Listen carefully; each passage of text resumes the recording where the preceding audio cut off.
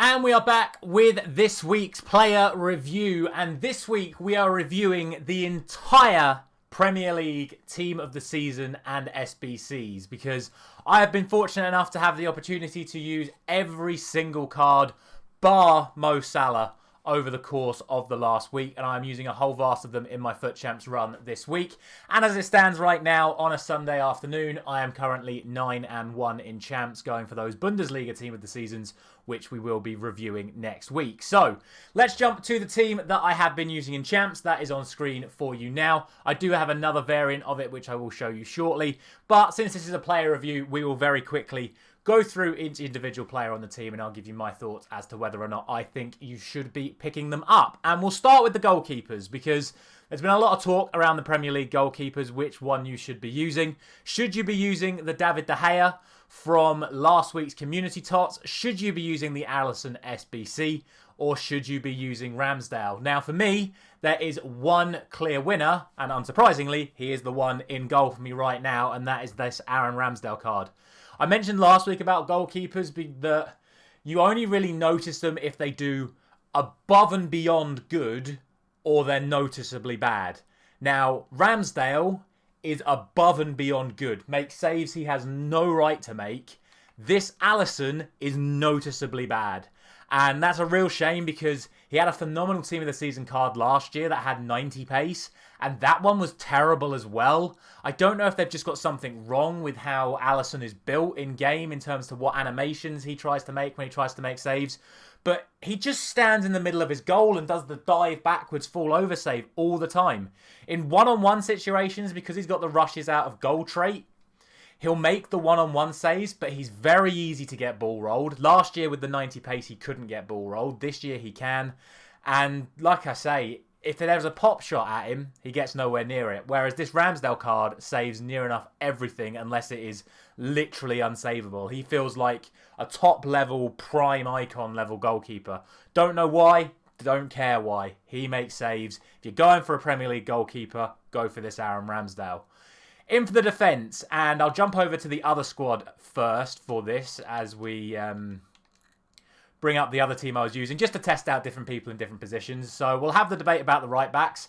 For me, Reece James is better all round. He's obviously got slightly more in the defending and a lot more in the physical departments. He's also taller, so as an out-and-out physical player for how I like to play the game, Reece James is a much better right-back. Also, I was able to move him into centre-back, which is what I did with this team. I moved Zinchenko to left mid, played Trippier at right mid, and played a back three of Ake, Varane, and Reece James. But what I would say is I actually think Kieran Trippier is better at tackling. Now, that might just be because I've given him a shadow, which slightly boosts the tackling stat a little bit more over the anchor does. But in those one-on-one situations, he might get done physically. But if you can get Trippier in front of the person running at you, he makes the tackle nearly every time. So there's definitely merit for both of them. They're both very, very cheap. They're both very, very linkable. So for me, choose either of them depending on your style of play. But I think all-round Reece James is better.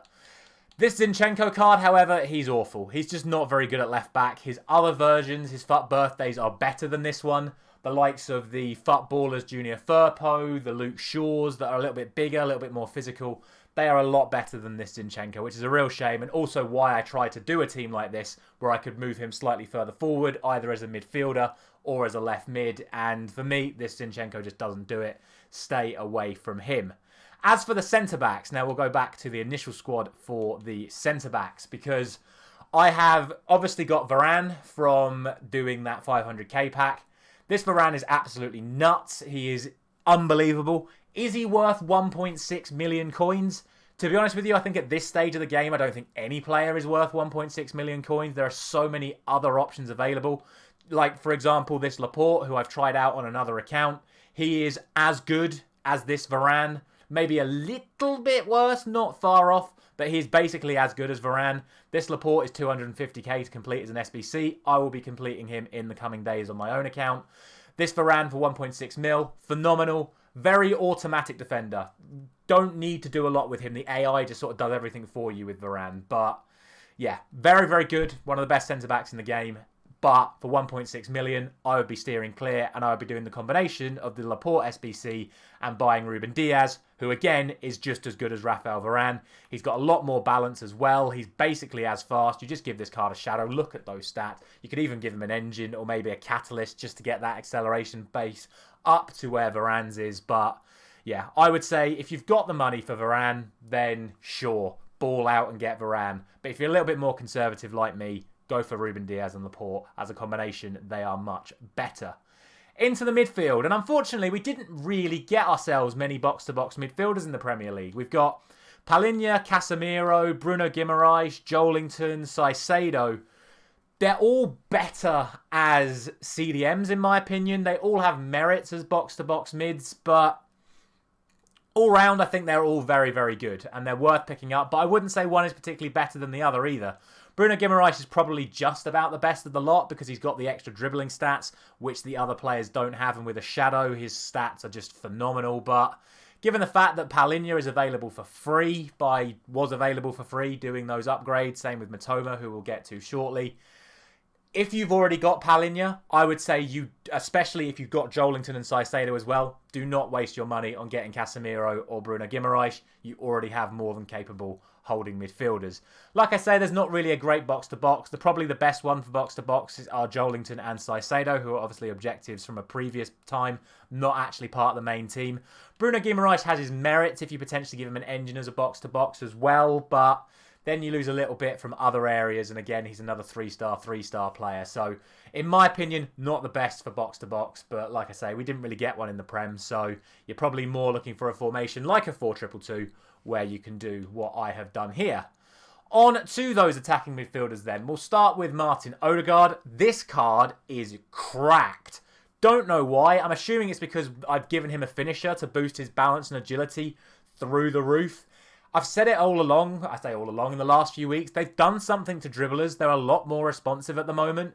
So giving a card like Odegaard this level of dribbling just makes him untouchable on the ball. He is so agile, so good. His passing is near perfect. He's got good stamina.